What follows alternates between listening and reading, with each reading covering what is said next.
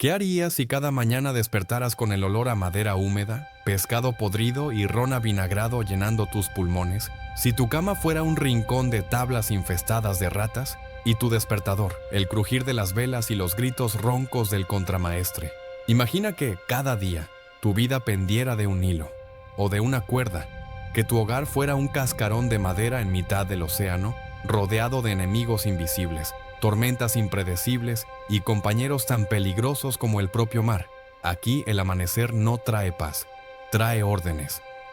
Trae la obligación de achicar agua de la bodega, tensar cabos, limpiar la cubierta del vómito de la noche anterior, o cargar un cañón por si el horizonte se oscurece con la vela de un navío enemigo. Y cuando cae la noche, no hay descanso. Solo otro turno de guardia bajo estrellas heladas, mientras las olas rompen contra la borda como martillos. Un paso en falso, y el mar te traga sin ceremonia. Esto no es una película de aventuras, no hay música alegre, ni mapas con X doradas. Esto fue real, esto fue brutal, esto fue la vida en un barco pirata, donde el ron estaba podrido, el pan lleno de gusanos, y un motín podía empezar con una simple mirada.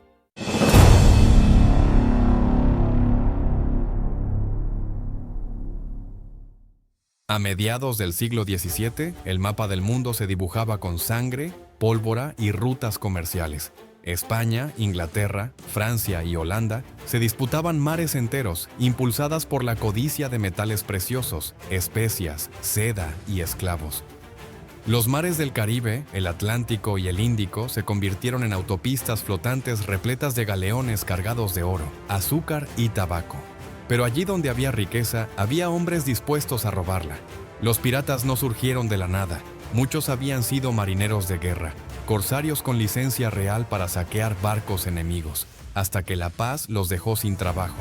Otros eran esclavos fugados, campesinos arruinados o desertores, unidos por una promesa, libertad absoluta, aunque costara la vida. Se distinguían tres tipos: corsarios, ladrones con permiso oficial, saqueaban en nombre de un rey; bucaneros, cazadores y saqueadores del Caribe, maestros en emboscadas, piratas. Fuera de toda ley, enemigos de todos, perseguidos por todos. En esta época, puertos como Nassau en las Bahamas o Port Royal en Jamaica se convirtieron en auténticas capitales del crimen. Tabernas, burdeles y mercados negros prosperaban bajo la protección de cañones oxidados y gobernadores corruptos. Pero la vida pirata estaba lejos del mito romántico. No era una existencia de botines interminables y libertad sin límites. Era hambre, era enfermedad. Era la certeza de que, tarde o temprano, un cañonazo enemigo o una soga en el cuello pondrían fin a tus días. Y aún así, miles de hombres y mujeres aceptaban ese destino, porque para ellos, la muerte en alta mar era mejor que una vida en tierra sin pan ni esperanza. El amanecer en un barco pirata no se mide por la luz del sol, sino por la voz ronca del contramaestre gritando órdenes. El día empieza mucho antes de que el cielo se pinte de naranja. El viento, el oleaje y la humedad son el despertador natural. Y si no te levantas rápido, un cubo de agua salada sobre la cara hará el resto. El primer trabajo, achicar agua. Siempre había filtraciones en la bodega. Si no se sacaba ese mar interno, el barco se volvía más pesado y lento, y con un golpe de mar podía hundirse. Mientras algunos sacaban cubos sin descanso, otros limpiaban la cubierta recogiendo los restos de la noche: escamas de pescado, vómito, manchas de ron, sangre seca. A veces de una pelea, a veces de un accidente con las cuerdas o cuchillos. Luego venía la revisión del aparejo, subir por los mástiles para tensar velas y reparar sogas. Era uno de los trabajos más peligrosos. Un paso en falso y la caída significaba la muerte, ya fuera por el impacto contra la cubierta o por los tiburones que solían seguir al barco. A media mañana se pasaba revista de armas. Cada pirata era responsable de su sable y pistola, y los artilleros debían comprobar el estado de los cañones, limpiar el ánima, engrasar mecanismos, asegurarse de que la pólvora estaba seca. La pólvora mojada era un desastre en combate. Un cañón que no dispara a tiempo puede significar perder el barco entero. No había uniforme, pero sí jerarquía. El capitán daba las órdenes principales. El contramaestre las ejecutaba y vigilaba que nadie se escaquease. Un pirata perezoso podía ser castigado con menos raciones, trabajos extra o, en el peor de los casos, un latigazo público. Pero la disciplina no era como en la Marina Real. En un barco pirata, la tripulación tenía voz. Podían destituir a un capitán si lo consideraban incompetente o cobarde. Aún así, todos sabían que sin obediencia en alta mar, el barco se convertía en una tumba flotante. El amanecer no era una hora de calma. Era el inicio de una lucha diaria contra el mar, el clima, el hambre. Y a veces contra tus propios compañeros. Si la rutina de trabajo de un pirata era dura, su dieta lo era todavía más. Olvídate de banquetes con carnes jugosas y frutas frescas. En alta mar, la comida era una mezcla de supervivencia y resignación. El alimento básico era la galleta de barco, una especie de pan duro hecho solo con harina, agua y sal, horneado varias veces hasta quedar como una piedra. Su ventaja podía durar meses sin pudrirse. Su desventaja se llenaba de gorgojos y larvas. Los piratas no los quitaban o los aplastaban con un golpe de cuchillo, o simplemente los masticaban. La proteína extra era bienvenida. La carne, cuando había, era salada o seca, cerdo y vaca en barriles, cubierta de sal gruesa para evitar la descomposición. Con el tiempo, el sabor se volvía tan fuerte que algunos la hervían varias veces para intentar quitar el exceso de sal. El pescado era más fresco, pero dependía de la suerte de la pesca diaria y de que el mar estuviera en calma para echar redes. La bebida oficial no era el agua, sino el ron. El agua dulce almacenada en barriles pronto se volvía turbia y con sabor a moho. El ron, en cambio, se mantenía bebible, aunque a veces estaba tan adulterado que provocaba diarreas o alucinaciones. Para controlar las borracheras, algunas tripulaciones lo mezclaban con agua en lo que llamaban grog. Aún así, beber demasiado grog antes de subir al mástil podía significar una caída mortal. La fruta fresca era un lujo rarísimo. Sin ella, el cuerpo empezaba a resentirse. Muchos piratas sufrían escorbuto, una enfermedad causada por la falta de vitamina C, encías inflamadas, dientes que se caían, debilidad extrema. Los huesos dolían y las heridas no cicatrizaban. En casos extremos, el escorbuto mataba a más piratas que las batallas navales, y sin embargo, un buen botín podía cambiarlo todo. Si abordaban un barco mercante cargado de vino, azúcar o especias, la tripulación se daba un festín improvisado. Ese banquete podía durar un día, y la resaca, 3. En el mar, comer no era disfrutar, era simplemente asegurarse de que el cuerpo podía aguantar un día más de trabajo, combate y tormentas. A diferencia de la imagen romántica que pintan las novelas, la vida social en un barco pirata estaba regida por reglas estrictas.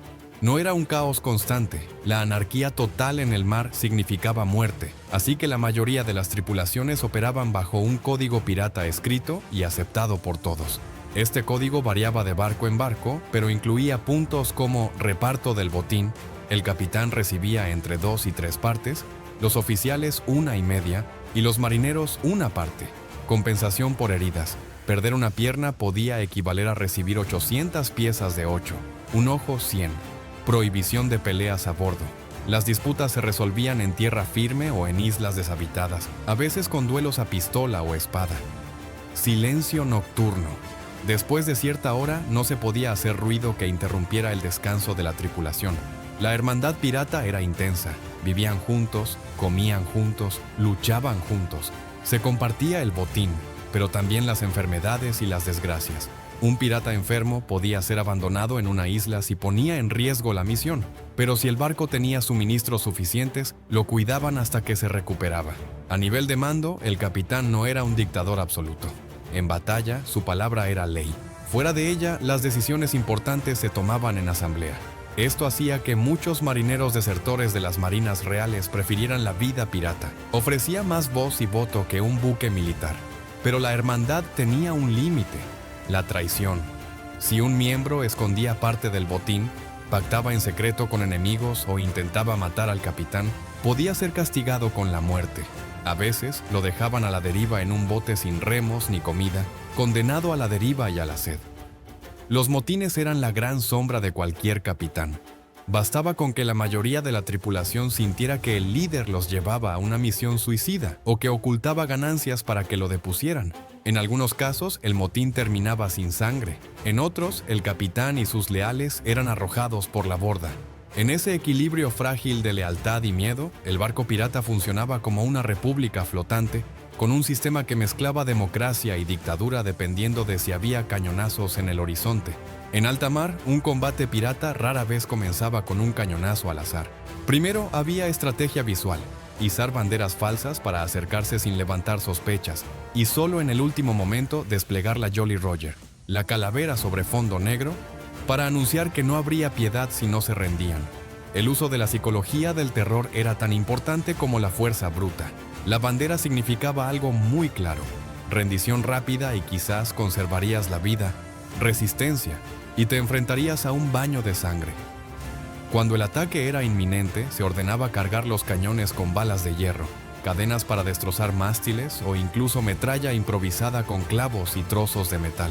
No siempre buscaban hundir el barco enemigo. Lo más valioso era capturarlo intacto para quedarse con la carga. El abordaje era el momento más brutal. Se lanzaban garfios para enganchar la nave enemiga, y los piratas corrían por las jarcias o saltaban directamente a cubierta con sable, pistola y cuchillo. El combate cuerpo a cuerpo se volvía un caos de gritos, humo y sangre. Los músicos de a bordo, cuando había, tocaban tambores o gaitas para mantener la moral alta y desmoralizar al enemigo. El ruido era ensordecedor: cañonazos, disparos de mosquete, golpes de acero y los gritos de quienes caían heridos o muertos. Si el enemigo se rendía, el capitán pirata decidía qué hacer con la tripulación capturada. En algunos casos los dejaban marchar en botes, en otros los reclutaban forzosamente o los abandonaban en islas sin recursos. Si el ataque había costado vidas piratas, la venganza podía ser brutal. No todos los combates eran victorias. Una emboscada bien planeada por marinos de guerra podía acabar con todo el barco y su tripulación ahorcada en un puerto cercano como advertencia. Por eso, saber cuándo luchar y cuándo huir era el arte más valioso de un capitán. Cuando el humo del combate se disipaba y el silencio volvía a cubrir la cubierta, comenzaba otra fase igual de importante que la batalla: sobrevivir para volver a navegar. Primero, el reparto del botín. No había igualdad absoluta, pero sí un sistema casi democrático comparado con la marina regular. El capitán recibía 2 o 3 partes del botín, el contramaestre una parte y media, los artilleros y timoneles una parte entera, y hasta el grumete más joven recibía media parte. Esta transparencia mantenía la lealtad de la tripulación, siempre y cuando el reparto fuera justo. Una mala división podía terminar en motín. El botín no era siempre oro y joyas. A veces consistía en barriles de vino, sacos de azúcar, telas finas o incluso herramientas. Las mercancías más pesadas se vendían en puertos clandestinos y el dinero se dividía después. El ron era un premio inmediato. Se abrían las barricas y la celebración podía durar días, con música, baile y excesos que terminaban en peleas internas. Luego venía el cuidado del barco. Las velas rasgadas se remendaban con tela de reserva. Los mástiles dañados se reforzaban con madera de repuesto. Si el casco estaba perforado, se buscaba un fondeadero tranquilo para reparar con brea y tablas, a veces incluso desde dentro del agua, con buzos improvisados. La tripulación sabía que un barco en mal estado podía hacer la diferencia entre escapar o ser alcanzados en la próxima persecución.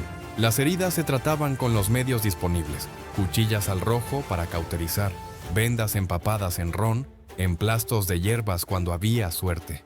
El cirujano del barco, si existía, no era necesariamente un médico entrenado. Muchas veces era un carpintero con mano firme, capaz de amputar una pierna en minutos mientras 2 marineros sujetaban al paciente. La gangrena era un enemigo tan temido como cualquier fragata de guerra. Después de una batalla exitosa, el barco se volvía un lugar de extraña calma. Se aprovechaba para limpiar armas, secar pólvora y preparar nuevas balas y municiones. Las noches, sin embargo, podían ser inquietantes. Algunos marineros aseguraban escuchar lamentos desde el agua, los fantasmas de los que habían muerto en combate. No había descanso prolongado. El mar siempre exigía movimiento: buscar una nueva presa, evitar patrullas navales, encontrar un puerto amistoso donde comerciar. En el código no escrito de la piratería, un barco detenido demasiado tiempo era un barco muerto. La vida pirata no era solo saqueo y aventura, era una carrera contra el tiempo, contra el hambre, contra la justicia y contra la propia tripulación, que podía cambiar de lealtad al primer error del capitán. Por muy temidos que fueran en mar abierto, los piratas sabían que ningún barco podía vivir eternamente sin tocar tierra. Los puertos eran el corazón oculto de la piratería. lugares donde el oro se transformaba en víveres, las armas se reparaban y las redes de información florecían. Algunos eran puertos oficiales que cerraban los ojos ante la bandera negra, siempre que hubiera suficiente oro para sobornar al gobernador. En el Caribe, ciudades como Port Royal en Jamaica, Nassau en las Bahamas o Tortuga en Haití se convirtieron en auténticos paraísos para los hombres de mar que vivían fuera de la ley. Aquí se podía encontrar de todo: ron barato, mujeres, médicos, carpinteros y comerciantes que compraban mercancías robadas sin hacer preguntas. Otros eran refugios clandestinos en islas pequeñas, bahías escondidas o manglares impenetrables. Estos lugares ofrecían lo que todo pirata necesitaba: anonimato y protección natural. Bahías como las de la isla de la Española o de la isla de los Pinos en Cuba servían como escondites perfectos para reparar barcos y ocultarse de las fragatas de guerra. En algunos casos, estos refugios eran tan seguros que servían como bases permanentes, con cabañas, almacenes y hasta huertos improvisados. El comercio ilegal era la sangre que mantenía viva la piratería. Un capitán pirata no podía vender un cargamento de azúcar o plata en un puerto real sin riesgo de ser arrestado, así que existían intermediarios, comerciantes sin bandera que actuaban como puente entre el mundo criminal y el comercio legal. Estos mercaderes grises compraban barato y revendían en Europa o América a precios mucho más altos. Las alianzas con autoridades corruptas eran frecuentes. En muchas ocasiones, un gobernador colonial ofrecía cartas de corso a cambio de una parte del botín. Esto convertía técnicamente a los piratas en corsarios, bandidos con licencia para atacar barcos enemigos, siempre que respetaran los intereses del reino que los respaldaba. Pero esa delgada línea entre pirata y corsario se cruzaba constantemente, y más de un capitán terminó en la horca cuando su utilidad política se agotaba. En estos puertos, la vida era una mezcla de libertad y peligro. En una misma taberna podían reunirse capitanes rivales, desertores de la marina, espías disfrazados y asesinos a sueldo. Las noticias corrían rápido. Un nuevo convoy español cargado de plata, un barco mercante francés con escasa escolta o un navío de guerra británico patrullando una ruta clave. Cada dato podía significar una fortuna o una emboscada mortal. Pero lo que mantenía a los piratas unidos a estos puertos no era solo el comercio. Era la sensación de que, aunque estuvieran fuera de la ley, aquí eran reyes por unos días. En alta mar, la vida pendía de un hilo. En tierra firme, con una jarra de ron en la mano y el bolsillo lleno, la ilusión de invulnerabilidad podía durar hasta el amanecer. Por muy romántica que parezca hoy, la vida pirata siempre terminaba igual, con una soga alrededor del cuello o una bala en el corazón. La edad dorada de la piratería no fue eterna. A partir de la primera mitad del siglo XVIII, las potencias navales decidieron que había llegado el momento de acabar con estos lobos del mar. Las razones eran simples. El comercio transatlántico movía millones en oro, plata, azúcar, tabaco y especias. Cada barco capturado por piratas representaba pérdidas colosales para las coronas europeas, que dependían de esas rutas para financiar guerras y colonias. Y la opinión pública, alimentada por crónicas sangrientas, exigía justicia.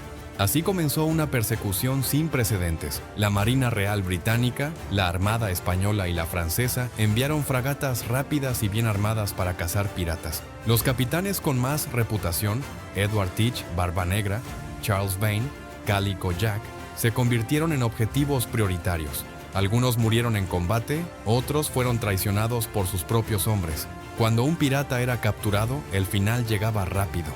Se lo llevaba encadenado a un juicio público que a menudo era más espectáculo que justicia. Las salas estaban abarrotadas. Las multitudes querían ver de cerca al hombre que había aterrorizado mares y saqueado navíos. El acusado tenía pocas posibilidades de defensa. La sola posesión de armas y botín robado bastaba como prueba irrefutable. La sentencia casi siempre era la horca. En lugares como Execution Dock en Londres, el verdugo ataba al prisionero con una cuerda corta para que muriera lentamente, asfixiándose durante varios minutos. Los cuerpos en ocasiones no se retiraban de inmediato. Se dejaban colgados como advertencia para cualquiera que soñara con alzar la bandera negra. En otras partes, como Port Royal, los cadáveres se sumergían en jaulas de hierro llamadas gibbet cages, expuestas al sol y al mar hasta que no quedaba más que hueso. Algunos piratas buscaban evitar ese final con pactos de perdón. Se entregaban a cambio de amnistía, jurando no volver a saquear. Pocos cumplían la promesa. El mar llamaba con más fuerza que cualquier decreto real y muchos de los que fueron indultados regresaron a la vida criminal, hasta que la fortuna se les acabó.